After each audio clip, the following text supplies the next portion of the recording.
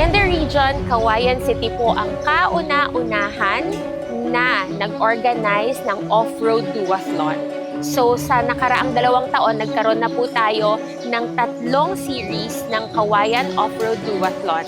At sa events na ito, hindi lang po ito race, kung hindi race for a cause po siya. Ginawa po natin lahat ng proceeds sa ating duathlon ay binigay po natin pambili ng mga equipments at mga gamit ng ating mga para-athletes. Yung po mga equipment na binibigay ng ating LGU ay talagang nakasuporta po sila. Kung wala po itong mga bagay na to ay hindi po magiging possible ang ating matagumpay na paglahok sa kabraan. At ito rin po ay isang dahilan kung bakit kami ay handang lumaban para sa aming laro sa gaganapin na Kabraa 2026.